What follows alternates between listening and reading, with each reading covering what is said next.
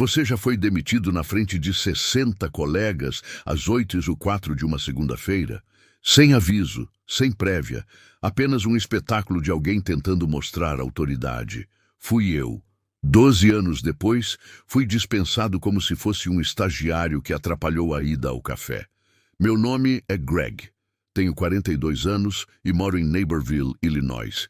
Trabalhei em uma empresa de médio porte nos arredores de Chicago. Um daqueles lugares que funcionam bem até alguém decidir inovar. Derek, o novo vice-presidente, tinha pouco mais de 30 anos e estava há 2 meses na empresa, ostentando um corte de cabelo de $900 e um fundo fiduciário mais volumoso que seu currículo. Naquela manhã, ele se apresentou na nossa reunião semanal como se estivesse prestes a receber um prêmio. Então ele deu o recado.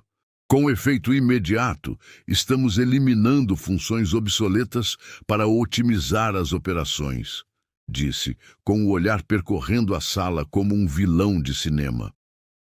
Greg, sua função não está mais alinhada com nossa visão estratégica. As pessoas se mexeram nas cadeiras. Algumas olharam para baixo. Eu permaneci imóvel. Ainda não havia reagido. Não pisquei. Enquanto isso, tente imaginar de que país você estaria assistindo. Ele continuou falando. Algo sobre agilidade, preparação para o futuro, blá, blá, blá. Mas meus ouvidos filtraram as palavras. Tudo o que vi foram 12 anos de esforço, estresse e reinicializações de servidores às 3 da manhã, sendo substituídas para que alguém pudesse montar um PowerPoint sobre inovação. Levantei-me quando ele fez um gesto em direção à saída. Não fiz cena, não daria esse prazer. Mas cada passo em direção à porta parecia um soco no estômago em câmera lenta. Meu crachá ainda pendia no cinto, as chaves do escritório continuavam no bolso. As mesmas chaves que eu usava para abrir salas de servidores, unidades de backup e armários que metade da empresa sequer conhecia. As mesmas chaves que nunca perdi nem usei de forma inadequada. Ao passar pela sala de conferências, cruzei olhares com colegas, recém-contratados, analistas de TI, estagiários. Eles costumavam me perguntar coisas, me admirar. Agora pareciam apenas desconfortáveis, como se tivessem visto algo absurdo. Não disse uma palavra, apenas continuei andando. No estacionamento, sentei no carro por um instante, olhando para as chaves na mão. Pareciam mais pesadas que o normal. Não eram apenas metal, mas história e confiança. Eu conhecia aqueles sistemas como a palma da mão. Derek não tinha ideia do que acabara de desligar e descobriria em breve. Girei a chave na ignição e saí sem olhar para trás. Não fui direto para casa, apenas comecei a dirigir. Não importava o destino. Rodovia, ruas secundárias, qualquer lugar. Eu precisava de espaço para pensar, respirar, sem as paredes daquele escritório me pressionando. O curioso é que eu não estava irritado por ter sido demitido. Não mesmo. Eu estava irritado com a forma como Derek fez isso. Como se eu fosse apenas um item a ser preenchido em seu discurso sobre a nova era. Ele não tinha a menor noção do que eu realmente fazia pelo lugar. Na verdade, a maioria das pessoas não sabia. Eu cuidava das coisas que ninguém queria entender. Segurança de rede, contratos com fornecedores, tempo de atividade do servidor, formulários de conformidade que ninguém lia, mas que poderiam nos prejudicar se ignorados. Mantinha tudo funcionando de forma silenciosa e eficiente. Meu celular vibrou no porta-copos. Teleconferência com um fornecedor. Sincronização semanal que eu fazia toda segunda-feira. Derek provavelmente havia esquecido que existia. Deixei tocar, não era mais problema meu. A tela ficou preta. De repente, uma parte inteira da minha vida caiu na caixa de entrada de outra pessoa. Mas essa pessoa estava perdida. Derek achou que tinha ligado a engrenagem certa. O que ele não percebeu é que eu construí aquela engrenagem e agora ele estava operando às cegas. Não seria mesquinho. Nada de terra arrasada, não mudaria senhas nem apagaria arquivos. mas também não forneceria um mapa.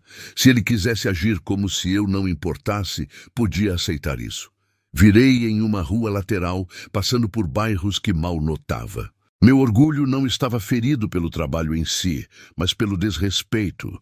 12 anos na linha, apagando incêndios antes que alguém percebesse a fumaça, e ele agia como se eu fosse um peso morto. Finalmente, parei em um antigo restaurante que frequentava depois dos turnos da noite. O lugar não havia mudado. Ainda cheirava a torrada queimada e óleo de fritura. Entrei em uma cabine, pedi um café preto e voltei ao carro enquanto ele passava. Havia uma pasta no banco do passageiro, com cópias de contatos de fornecedores, diagramas de sistemas, topologias de rede, tudo que eu mantinha atualizado por precaução. Derek nem sabia que aquela pasta existia. Abri, folheei algumas páginas e precisei rir. Ele estava perdido. Percorri meus contatos e escolhi um, Carl. Ele trabalhava para um dos nossos fornecedores. Costumávamos tomar algumas cervejas depois das reuniões. Um sujeito gente boa. Liguei. Ele atendeu depois de 2 toques. Greg, droga. Não esperava receber notícias suas. Eu disse, sorrindo ao telefone. Só queria dar uma olhada. Talvez seja bom mantermos contato. Foi assim que deixei a conversa com Carl. Nada muito pesado, sem dramas, sem ressentimentos, apenas um lembrete discreto de que eu ainda estava por perto e, de certa forma, no controle, quisesse Derek saber ou não. Na manhã seguinte, sentei à mesa da cozinha, tomando o mesmo café morno direto da cafeteira. Esqueci de limpar ontem. A pasta do carro estava aberta ao meu lado.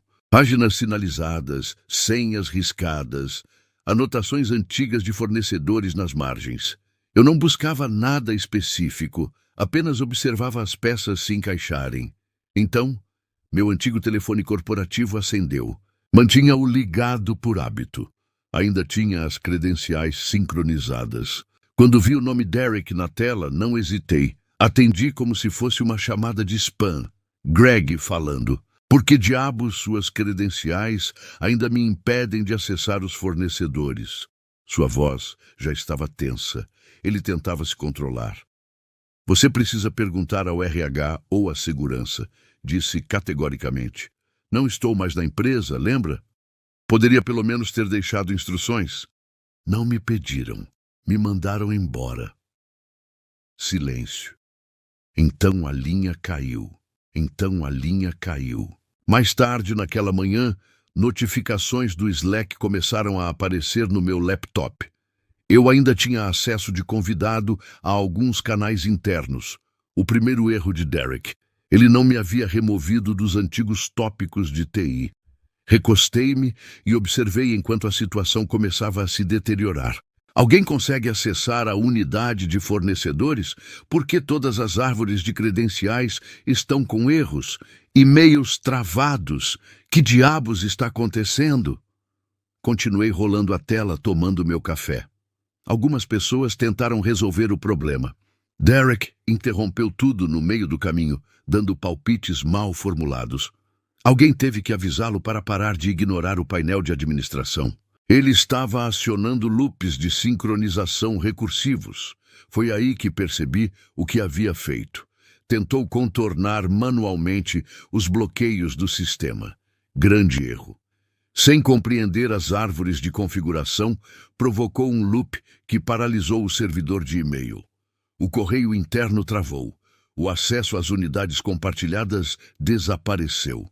Em 1 hora, a empresa inteira ficou sem acesso. Eu não me movi, não mandei mensagens, não liguei. Então, Carl me mandou uma mensagem. Acabei de receber uma ligação de pânico da sua antiga equipe. Eles não conseguem acessar o portal de conformidade. Derek dizia que estava resolvendo. Dei um sorriso irônico e respondi, deixe que ele cuide disso. Ao meio-dia, Derek tentou ligar novamente. Ignorei. Ele ainda não sabia, mas seu primeiro grande fracasso já estava acontecendo. A melhor parte? Eu não havia feito absolutamente nada. Apenas não estava lá para consertar. Mais tarde, naquela tarde, enviei a Carl um PDF higienizado, da planilha de contatos do fornecedor, faltando alguns detalhes essenciais, o suficiente para manter a situação instável. Na quarta-feira de manhã, Derek já começava a perder o controle. Eu estava na varanda com uma segunda xícara de café quando recebi a primeira mensagem de um amigo do setor de folha de pagamento. Ei, Greg, você se lembra do login de back-end da ferramenta de impostos? A equipe do Derek não consegue acessar. O financeiro está perdendo o controle. Não respondi. A ferramenta não era baseada em nuvem. Rodava em um sistema antigo que eu criei anos atrás porque ninguém do financeiro conseguia lidar com os relatórios. O login nem estava no cofre de senhas para o qual Derek se gabava de ter migrado. Estava na minha memória e ali permaneceria. Derek tentou ligar 2 vezes naquela tarde. Mandou e-mail. Depois, uma mensagem urgente no Slack. Deixei todas sem ler. Eu sabia o que ele estava fazendo.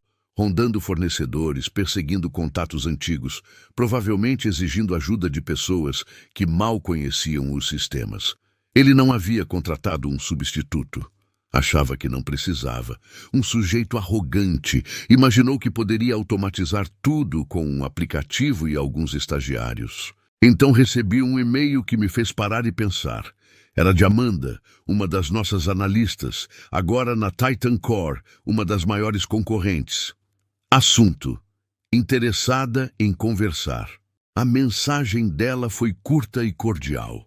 Disse que tinha ouvido sobre o que aconteceu, precisavam de alguém com ampla experiência em infraestrutura e se lembrou de como eu havia assumido a maior parte do back-end da empresa sem nunca receber crédito. Tentador, sim, mas eu ainda não havia terminado com Derek. Na mesma noite, ele enviou um e-mail em massa para a empresa. Vi a mensagem aparecer em um tópico privado do Slack, ao qual eu ainda tinha acesso. Como parte de nossos esforços contínuos de modernização, estamos enfrentando dificuldades temporárias de crescimento. Agradecemos sua paciência enquanto continuamos a otimizar as operações para o sucesso futuro. Tradução. Tudo estava pegando fogo, mas, por favor, ajam como se estivesse tudo sob controle. Minha antiga equipe teve um dia de diversão. Alguém postou um meme de um cachorro tomando café em uma sala em chamas. Outro comentou: simplificando as operações. Ninguém sabe onde estão os dados de conformidade. Não respondi. Apenas observei o desenrolar da situação. O orgulho de Derek não estava à mostra. Estava sangrando na frente de todos. Ele não conseguia admitir que estava se esforçando demais e eu sabia exatamente o quanto ele poderia se complicar. Na manhã seguinte, comecei a receber ligações de fornecedores. Olá, Greg! Só queria saber quem é o novo ponto de contato para registros de auditoria. Ei, nossa fatura foi devolvida. Alguém mais está cuidando da conformidade agora? Respondi de forma curta. Você precisa verificar com o escritório do Derek. Só isso. Nada mais. As fissuras não estavam apenas surgindo, estavam se espalhando como teias de aranha. Eu não estava apenas observando o caos, estava deixando a panela ferver sozinha. A primeira rachadura de verdade se transformou em um buraco naquela manhã de sexta-feira. Eu estava na metade de uma corrida quando meu telefone vibrou incessantemente. 5 chamadas perdidas, 3 mensagens de texto, todas de pessoas que eu não havia ouvido há semanas. Quando finalmente conferi as notificações, vi o assunto que me fez sorrir. Falha urgente em auditoria de segurança, revisão regulatória acionada. Meu maior cliente, Vection Tech, havia enviado uma notificação formal. A empresa não havia realizado uma verificação de segurança obrigatória que eu havia programado pessoalmente para ser renovada automaticamente a cada trimestre, até que Derek a agilizasse. Agora, a verificação estava 6 semanas atrasada e o descuido disparou uma auditoria automática. Derek estava em apuros. 1 hora depois, meu telefone tocou novamente. Número desconhecido, atendi. Greg, aqui é Sharon, disse uma voz firme e controlada. Ela era a CFO. Escute, Sei que você não está mais conosco, mas há alguma chance de acessar os antigos registros de conformidade? Estamos em sérios apuros. Tomei um gole d'água e esperei.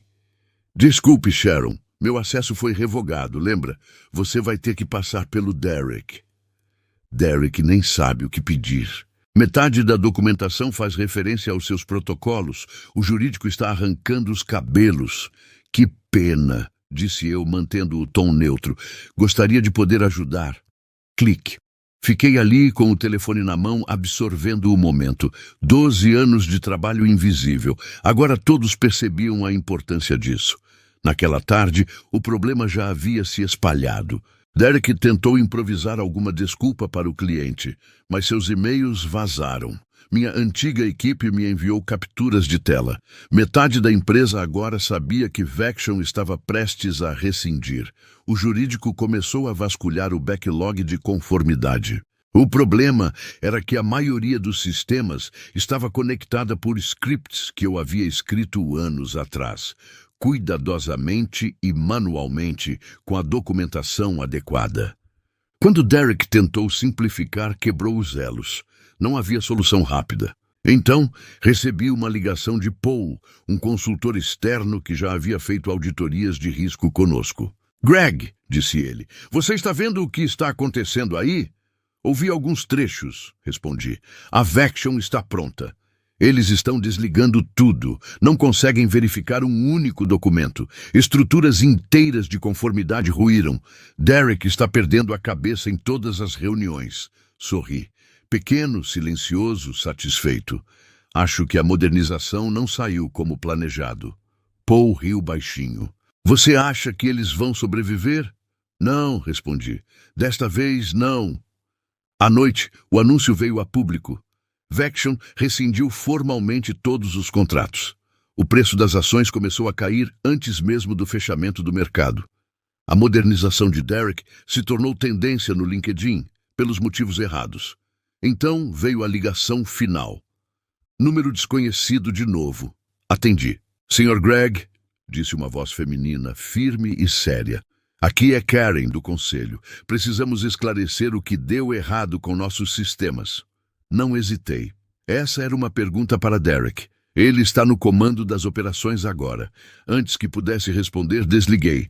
Derek finalmente percebeu a profundidade do problema e eu não havia movido um dedo. O telefone tocou novamente. Desta vez, reconheci o número. Derek finalmente decidiu enfrentar a situação.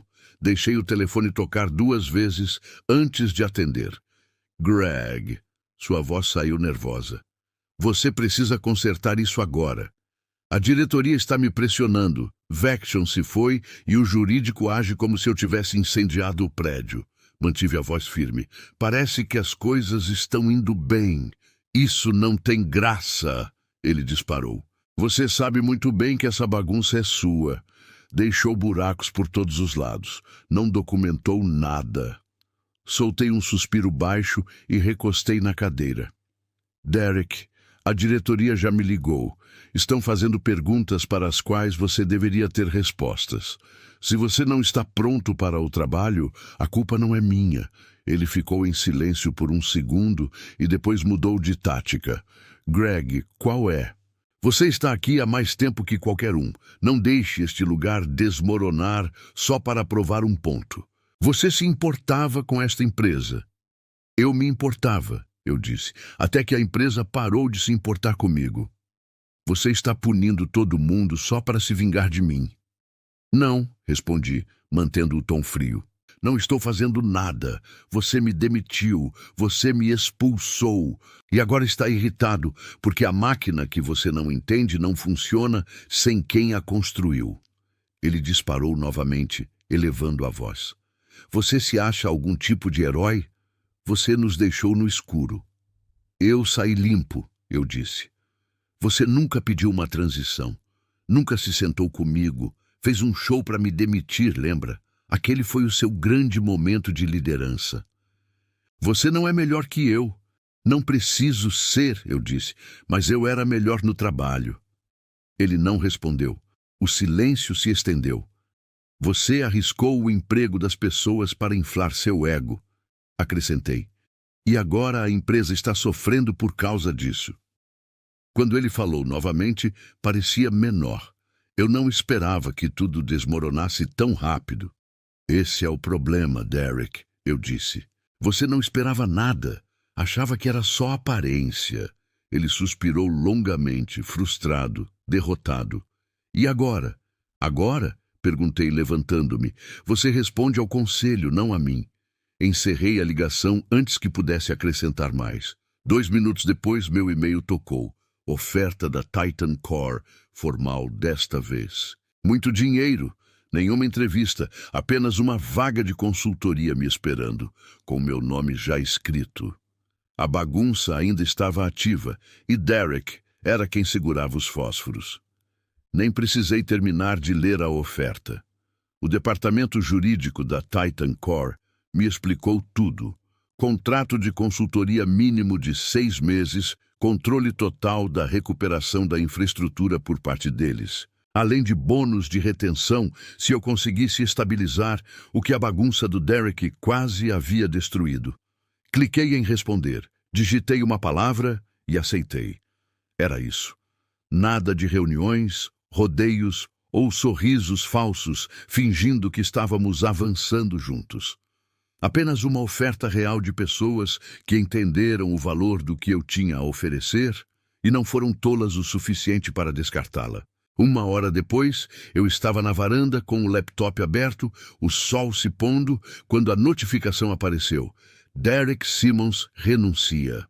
Em meio à crise tecnológica, a foto dele estava ali. Gravata frouxa, olhar vazio, queixo tenso. A manchete não amenizou o golpe. O artigo deixou claro: falha regulatória, grandes perdas de clientes, queda nas ações, pânico generalizado. O conselho já buscava um substituto. Recostei-me e observei o caos se desenrolar à distância.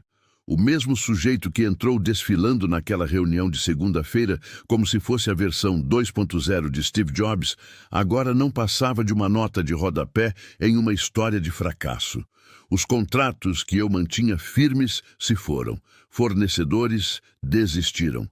Clientes desistiram. Equipes de suporte estavam exaustas tentando consertar danos que não causaram. Tudo porque Derek achava que liderança significava cortar custos e se exibir diante de uma plateia.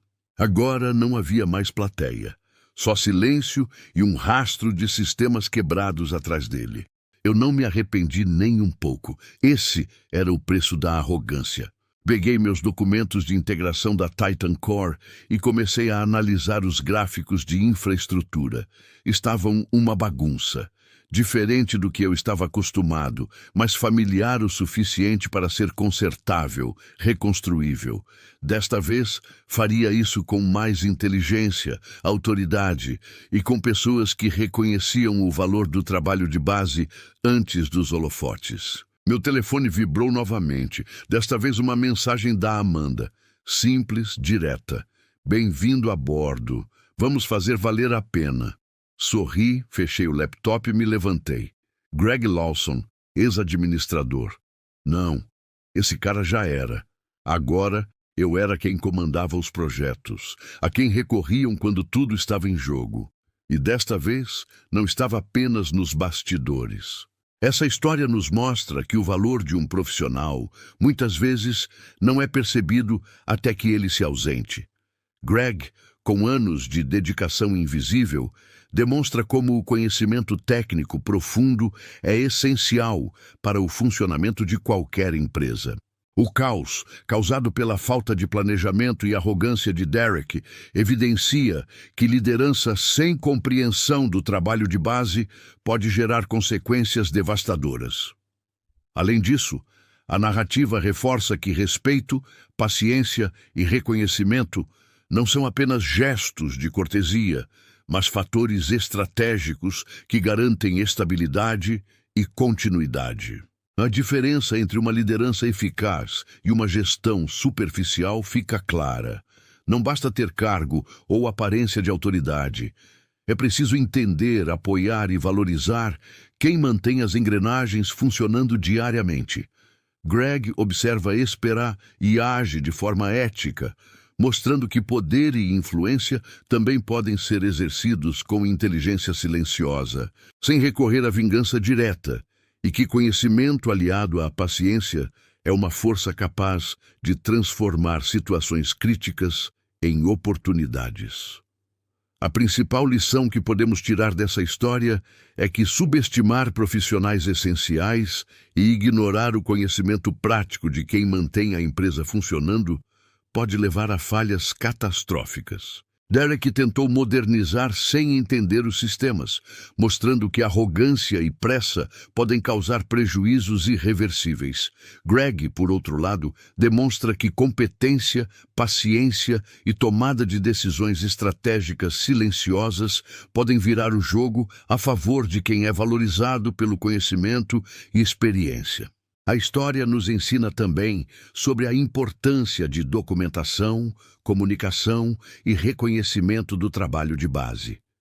Sem isso, qualquer estrutura, por mais moderna que pareça, corre o risco de desmoronar.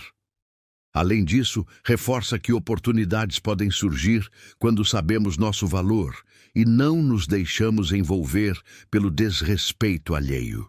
A ética profissional e a calma estratégica, mesmo em momentos de injustiça, podem transformar um cenário caótico em vantagem pessoal e profissional, garantindo que a expertise real seja finalmente reconhecida. Agora me diz, se você estivesse no lugar de Greg, teria sabotado Derek ou simplesmente deixado a situação se desenrolar? E qual decisão de Greg você acha que mudou mais o rumo da história? Não consertar nada ou aceitar a oferta da Titan Core? Escreve aqui nos comentários, eu quero muito saber. E não esquece, deixa também o seu comentário com uma classificação de 1 a 10 para mostrar o quanto você gostou, porque assim eu consigo trazer mais vídeos que sejam interessantes para você. Gostou da história? Curta o vídeo, se inscreva no canal e acompanhe mais histórias de tensão, vingança e inteligência silenciosa no mundo corporativo.